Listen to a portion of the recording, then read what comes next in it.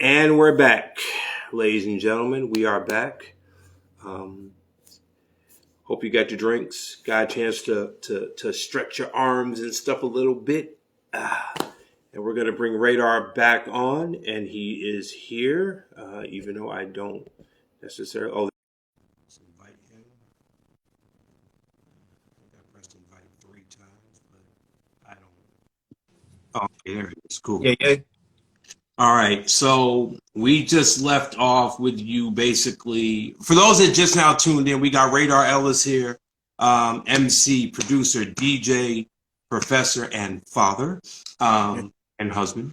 But we were just talking about the importance of the subject matter of hip hop being taught inside the schools, and he just gave his perspective on that, which was going to lead me into my next question. Now that you are a father and a husband, when you first started out, the way you wrote then is obviously different now, because then you was just writing to get known, get a buzz going, to do the thing with Short Buzz, do the thing with Revive. Now your perspective is different because you're a husband and a father now. So how does hip hop now? How does your viewpoints and your perspective on hip hop now guide you as a husband and a father when you're in front of your kids and your wife? What is it, similarities? What's the differences? It's just natural because, I've been living it since I was 12 years old. So it makes its way into a lot of things. I think last night, my younger son, my 4-month-old, he was crying. And so I started singing him like choruses from obscure mid-90s rap 12 inches, and he stopped crying. It just, wow. I was singing Broadway, Rebel Renegade. Rebel Renegade must stay paid. Wow, that's crazy. Like, no lie, this just came into my head right now. The next time he cries, you should sing like the chorus to "Wonderful World" and see how he reacts. Yeah. That would be cool. I was actually watching a live performance of you doing that record. Where was it? Some Black Sea Arena or someplace like that. I forget. Oh, Black Sea Jazz Festival. Yeah. Yes. And I'm like, damn, this is my favorite. Convertible, that's my favorite song from Bang, and I told you that. But to see you rock there, and I was like, wait, that's Georgia. Wait, that's not Atlanta, Georgia. He's overseas. And that brings up a very good point, because when I had interviewed Speech from Arrested Development, and he said something that resonates with me to this day. He said the type of hip hop that we do isn't really favored in the States, but it's favored outside of the U.S. Mm-hmm. You agree with that? And if so, why? And if you don't agree with it, why? Yeah, I definitely have seen the difference between the way crowds in other countries respond to me than in the U.S. Mm-hmm. Part of it, I think, is just, when you come from the home of it and you're not from there, things look different. Things sound different. Like, I get excited about similar ways. Like, I'm excited about listening to Afrobeats records, Burna Boy and Wizkid and all those cats. And shout out Tiwa Savage doing their thing out there. That's not something that's native to where I'm from, but I'm not like checking it because it's foreign, but the influence of how they live their lives, it gets into the records, and it's a fresh perspective. And I love that. I love having a fresh perspective from a completely different experience, and it gives me like better understanding of how the world works. There's words in there that become slang over here. That you start sharing, you start trading things off, and so I feel like that's what we are in other countries. We're just trading our slang with them, and it's exciting because it's a chance to do that.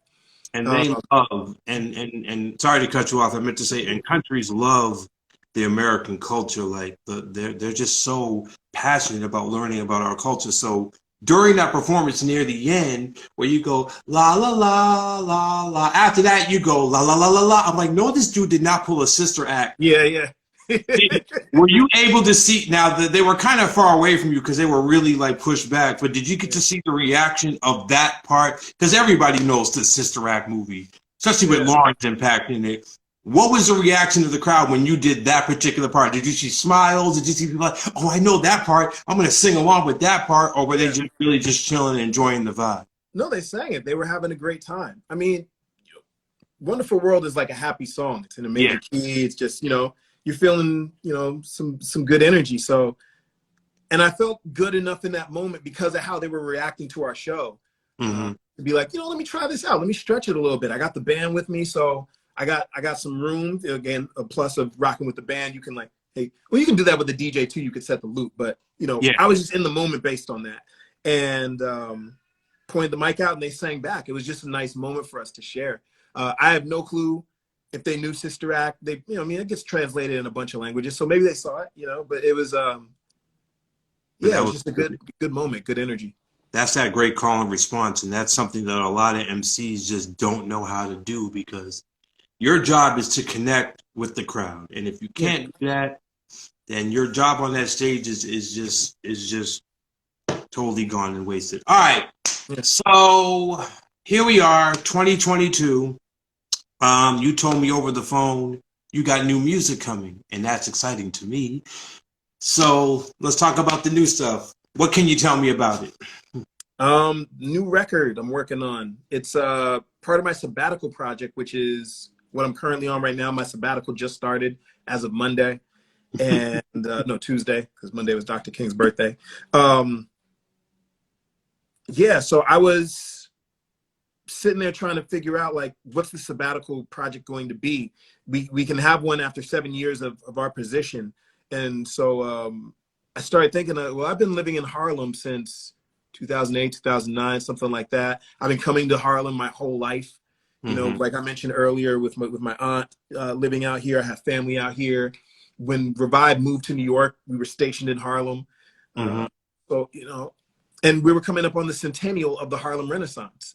So this project is called Rent Party, and it's me taking poems from different poets of the Harlem Renaissance. Of course, Langston Hughes, Claude McKay, Ann Spencer, Gwendolyn Bennett, Jesse Redmond Fawcett, Louis Alexander, a whole bunch of others. And I'm reading these poems, and I'm taking lines out of there and either fleshing whole songs out of the concept, or getting a specific topic and using lines from those poems to help support my idea. And so, it's going to be a whole record. I don't know how many songs it's going to be. Right now it's 4, possibly 6. I don't want it to be too long. Right. And I'm going to, I start recording next month, and that'll be my first batch. And then I'll try to record a few more. But the goal is to be done with the paperwork submitted and everything by the end of the summer. I have songs that are written to these beats that I'm producing on it. And I have some rewrites, so I'm like including the old lyrics, keeping journals, and just kind of like, trying to really take this body of work and make it something that's enjoyable to listen to, but also something that I could make functional in a classroom.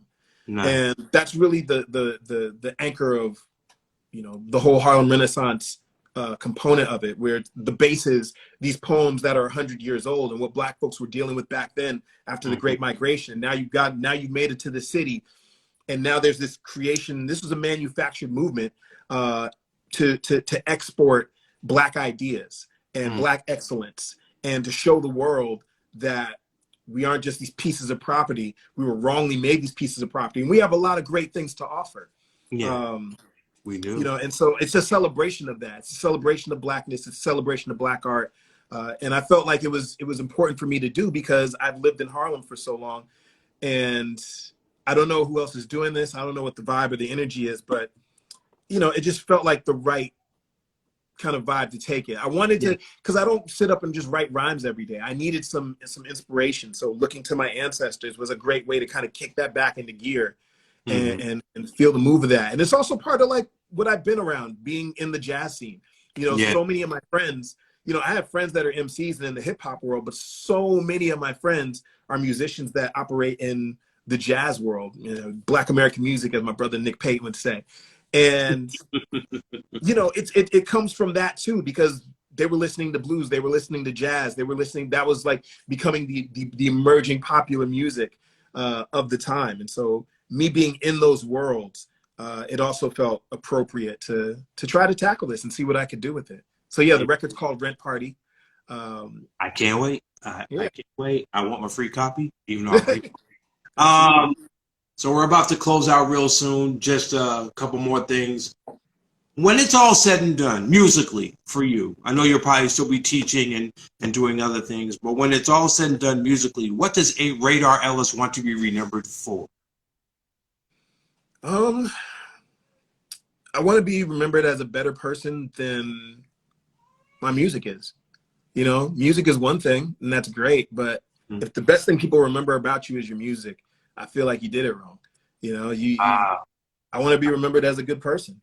And if the music is dope and they want to play it, then that's great. You know, it's going to outlive me anyway. So it's just a matter of if people hear it years down the line, do they like it? Do they not? I hope they do, but that's for them to decide. I just want to be remembered as a loving father, husband, good friend, good musician. And that's really it. Good teacher. Well, this person likes your music, even though you damn near clown me at the Dublin House. That's okay though. I'm gonna let that one go because it's all good. Nah, real talk, and I never got a chance to say this to you. I want to thank you because you were one of those people that didn't talk about what was on the radio. You didn't curse a whole lot. You didn't have to resort to what Group A was doing.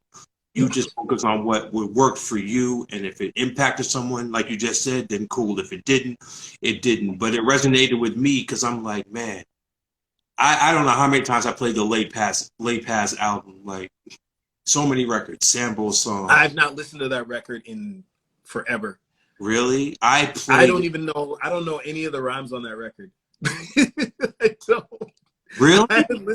I dropped that record and I kept going. I just kept moving. I was like, you never listened to it? No. Oh, damn. I never listened to my records. You never listened to any of your records? No, I haven't listened to Bang. I haven't listened to any of the Short Bus stuff, none of the Ride. Well, no, actually, I didn't listen to it. I listened to the Raheem Jamal joint because I was making the Boombox album. Yeah, Boombox. And I was like, what kind of vibe were we in? But yeah, that was it. Like I just kept going. I just kept moving. I don't listen to any of my old stuff. I listen to the stuff that I'm making in the moment, you know, because that's the thing that's exciting me at the time, you know. So I want to lead. I want to go with the energy, and the energy once it's out, once I press the record up and give it to the world, like the energy is for other people at that point. And like the songs were cool, but I'm already sick of them, you know, because I had to live with them the longest out of anybody. So I know all the things that things were going to be. I know how the beat was going to change. I knew stuff that I was going to do that I didn't. And, you know, it's just a different perspective when you actually make the stuff. Wow. I can't believe so you don't know if I were to say, all right, give me the first verse from the Growth record, you wouldn't remember any of it, would you? Nah, man. I don't remember. I don't remember. All I remember from Growth was Project Move, being in our apartment on Mission Hill, and that was at a time where I was hanging out with them a lot. Like I was going to Project Move shows like regularly. Oh, such a great time! Shout out to Mo Pope and Anonymous and Raheem. Yeah. Shout out to Electric Company. You know, in general, that group is incredible. You know, Life is a Struggle is one of the best albums I've ever heard in my life. Project Move, Butterfly Theory is one of the best albums I've ever heard in my life. Yeah. But yeah, I wanted to get them on the record, and they were sitting there writing stuff in my room, and I just had the beat on loop. And I remember when I threw a break onto Raheem's verse. And I remember like different things about the production, but I don't remember any of the words. Wow. See, that's funny because another group that you love, Little Brother, shout out to Fonte, rapper Big Pooh, when they announced their return for the Art of Cool Festival, rapper Big Pooh was talking about, I'm in my car right now, listening to the Listening album, the Minstrels, trying to memorize this because I ain't played these records in like 10 years. Yeah. I'm like, I thought my thing is if you performed it over and over and over again, it just stays in here. Well, that's the thing. My records, I wasn't touring my records. So really? I didn't have opportunities to go out and perform. Like Late Pass never had a tour. Bang never had a tour. You know, I was hopping on other people's gigs, rocking with them, touring with them. Did you want to tour for either one of those albums, or you was content with the way things were going? Late Pass, I definitely wanted to tour. I was like, hey, know, I was new in the game, and I was like, yeah, it's time to hit some shows, kind of go out. You know, by the time you get to Bang, by the time I got to Bang, I had been on some tours, realized I didn't like it. And I was just kind of like, but it's still like a part of, you know, I experienced it. You know, I went out with Right. Fred Wesley and his group, Abraham Inc., for a few tours and stuff. And, you know, I realized that, all right, like a week or two is my limit. After that, it's not really fun anymore. Yeah. Because it's a whole different way of like living. You're living out of a suitcase. You're in airports on layovers. You're playing for maybe 45 minutes to an hour. Then you get off the stage and it's nighttime. It's time to go to sleep, but your adrenaline is up. So you're just up late in some foreign country. Everything's closed by then. And it's just like, and then there's places I've been that I forgot. Like, I didn't even get to see the city. I showed up, I did the gig, and then I dipped the next day. Like, I didn't even get to see any of the sites. I didn't get to hang out, find a favorite place to be. So I was kind of like, after that was around 2011, 2012, I was just kind of like, yeah, touring is all right and stuff. It's great money, you know, but I don't know. I got to find like something else. And I made Bang because those songs were songs I was using in class for my hip hop songwriting course, stuff like that. Like, oh, these would work together as a record. Okay, I'll just drop it, you know. But those were all class examples. Those were like my Berkeley. That was my lesson plan. Well, see, now you're like, I'm a father and a husband, so I have no reason to tour because I have my family now, so I can just stay home and just be around them and be constantly inspired. So, well, the cool thing with this pandemic is it turned into different work. You know, when the pandemic popped off, I was like, all right, well, I was getting money for doing live gigs because I was DJing and, you know, hop on stage and rock with cats. I'd still be booked as an MC. And then everything stopped and I was inside for a while. And then I got called to do commercials and I got called to do production and remixes and all this stuff. And in that time, you know, Grammy nominated work, and it just all started popping off in a whole different lane for me to where, you know, when I'm working on this project right now, it's actually enjoyable because I've been spending so much time in my other skill sets. I've been DJing from home on Twitch, and, you know, I just finished a commission work for a remix today for this spot called Symphony Space. Now I'm about to do another remix for an artist next week. And nice. You know. So you just working. You just, Raydar is just working, ladies and gentlemen. Yeah, you know, like this whole project and me rapping is just like one piece of it. You know, then there's the DJ side, then there's the beat making side, production side, then there's, you know, there's all this other stuff that I get into. So I don't really have to feel like, all right, I didn't tour, you know, so what about it now? Like, I'm stuck. Right before the pandemic happened, I was in Brazil, like with Terry Lynn Carrington, and we were doing shows for like a week out there with Mumu Fresh, you know. So it was just, you know, and she called me. She's like, yo, I need you to come down to Brazil. We're going to do this spot up in, where were we, in Sao Paulo. And we're going to do these series of dates for this festival company. And we just hit it and, you know, came back. That was maybe like October. Then I started doing some more gigs in New York, did Winter Jazz Fest. We brought Rob Glasper back, you know, and Pete Rock was DJing alongside me. And, you know, that was January. And then March happens and then everything gets shut down. But like, I just kind of bounce around in the field. Yeah. You know, bounce around in the field and like where the work is, that's where I go and hit it. That's what's up, man. That's what's up. Well, this has been a fun time. I never had to do a part two, so you're the first time I had to do a part two, which is cool. And we could catch up for another hour and talk about a whole bunch of stuff. But I just want to take this time out to say thank you for being relevant to the culture, not only as an artist, but as a professor, as a father, as a husband, someone that definitely gives back and mentors the up and coming MCs that will come after you. Actually, let me ask that question before we go. Who are you feeling right now? There are a lot of cats that I like a lot. Let me see here. Let me think about some of the illest cats that I've been listening to lately. Like Isaiah Rashad a lot. I like, who else is probably Saba, Smino. I love what Smino did on the new Yeba record, on Louis Bag. Like, his verse is incredible. Who else is really dope out here? I've been following a lot of producers' work, Monty Booker, you know, listening to J2. Can't get Playboy Cardi's Benno out of my head. That's a good record. Who else is really dope out there? There's a lot of cats, man. I don't know. I just like, you know, Mickey Fax is still killing. Pharaoh, of course, is one of my heroes. His 13 record is really dope. Pharrell's been a really like supportive person and just like and inspired me to want to do this record. You know, like Pharrell showing up on my posts and being like, yo, that's dope, and just kind of giving me that support made me feel like, all right, let me work on this next record. So, you know, he definitely put the battery in my back. Who else? Brittany Carter, Annie's incredible, from the UK, ENNY. She's got this song called Paying Black Girls, but she's got this whole like, what is it, under 25, under 21 record. Little Sims. Little Sims is dope, yep. There's a lot of cats, man. Chica. Yeah. There's too many. Ken the Man. See? Yeah. She got this, what was this? She got this remix of Rose Gold Stripper Pole with 2 Chainz. That's crazy.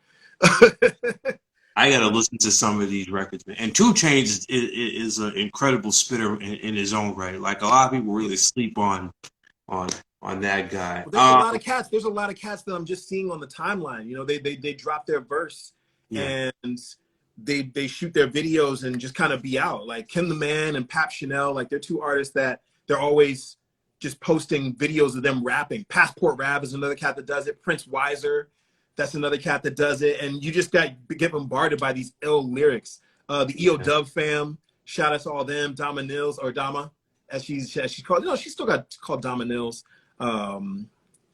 You know, Sun Tzu, you know, that whole squad over there, they're making crazy records. You know, there's a lot of cats that are well known and that are indie, because, you know, everyone's kind of just working, just making their records. The cool thing about hip hop is that you can get a laptop, you can get your software, get you a mic, and you can make rap records. It's not the same as when you record a band. You got to get a room, you got to make sure the acoustics are right.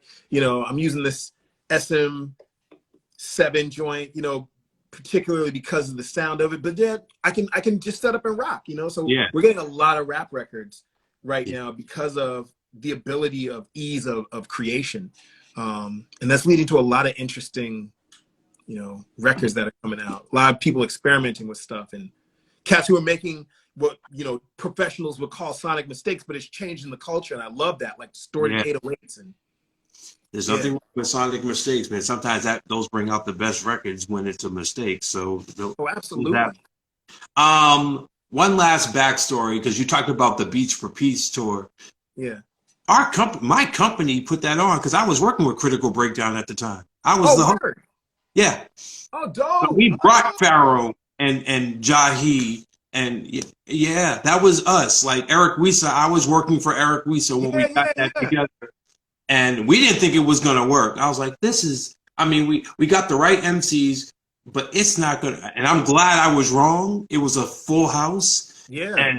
And everything. It was amazing. So yeah, I remember that when I saw the flyer for it. I didn't know you performed that because I was too busy running around making sure the logistics was right, making sure the R's were ready to go. But when you mentioned that, I'm like, man, that's another Raydar Ellis and Daz connection that we had right there. Wow, did not know that. Just like that. Well, again, I just want to close out by saying again, thank you for your time. I know you could have been anywhere else in the world, but you're here with me. I appreciate that. Shout out to Jay-Z. And just keep doing what you're doing, because you're an inspiration for people like myself, and a whole lot of other people, both seen and unseen, that when they hear your stuff and see the way you move, it inspires a lot of people. So keep doing what you're doing. Look forward to the new project, and we'll have to chop this up again sometime. And just for the record, I still want to record with you. We should. That's what's up, man. So thank you. If you want to close out, let people know how they can find you social media wise. Run the gamut. All you. Find me here on IG. Find me on Twitter. Find me in these streets at Raydar Ellis. RaydarEllis. Sir, thank you so much. Give love to your wife and kids for me, man. And we will stay in touch. And I'll make sure you get a copy of this live video so you can watch it over again and share it with your people and stuff. Absolutely. Thank you. All right, y'all. That's Rap Sheet Podcast, episode 7. Stay tuned for episode 8. I think it's going to be Big Suge. I'm not sure yet. I still work that out. But whoever it is, just stay tuned. And yo, shout out Singapore Kane. Shout out Singapore. Absolutely. Gangstar Foundation and all. That's You my trying to brother-in-law. keep me on here for another half hour? See that? Yeah, that's a whole other reason. Yeah, that's a whole other. But thank you, Raydar. Have a great afternoon, and I will talk to you soon. Goodbye, y'all. Peace and love.